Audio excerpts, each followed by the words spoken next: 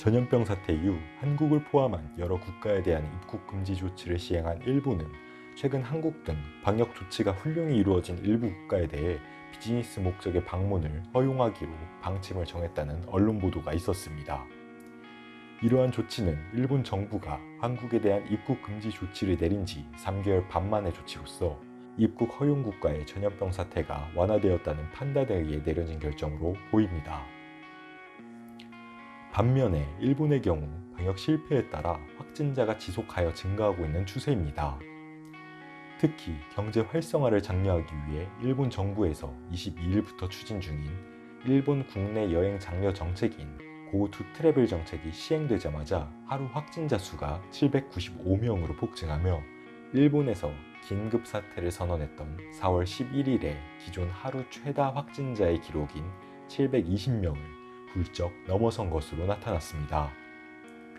특히 일본의 수도인 도쿄의 경우 22일 하루 만에 238명의 확진자가 발생하였고 오사카는 121명, 가나와는 68명, 아이치는 64명, 후쿠오카는 61명의 확진자가 발생하는 등 한국인들이 많이 찾는 일본 지역에 많은 확진자가 발생하는 것으로 언론은 보도하였습니다.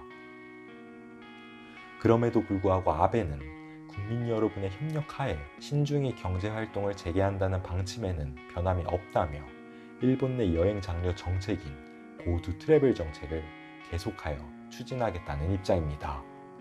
이런 상황 속에서 일본은 확진자가 감소 추세에 있는 한국, 중국, 대만 등 12개의 나라와 비즈니스 관계자들의 왕래를 허용하기로 결정하고 또 감염자가 많은 미국, 유럽 등에서도 비즈니스 목적의 필요에 따라 단기간 소수인원 조건 하에 일본 입국을 허용하는 방향으로 결정했으나 이런 결정은 일본 내 확진자가 폭증한 22일 날 입국 통제 문제를 다루는 대책본부 회의에서 아베가 언급한 결정이었습니다.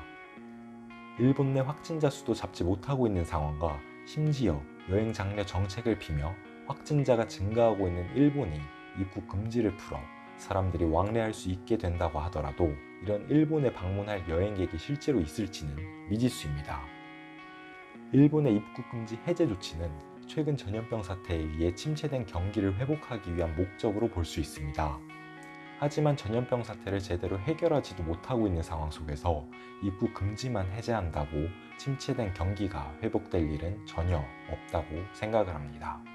일본은 진정 경기 회복을 하고 싶다면 고투 트래블 같은 어처구니 없는 정책을 피지 말고 우리나라처럼 전염병 확산을 방지하기 위해 행정력을 최대로 투입하고 방역을 철저히 해야 할 것입니다. 전염병 사태가 해결되지 않는 한 일본이 아무리 문호를 개방한다고 한들 그 누구도 일본을 방문하지 않을 것이기 때문입니다.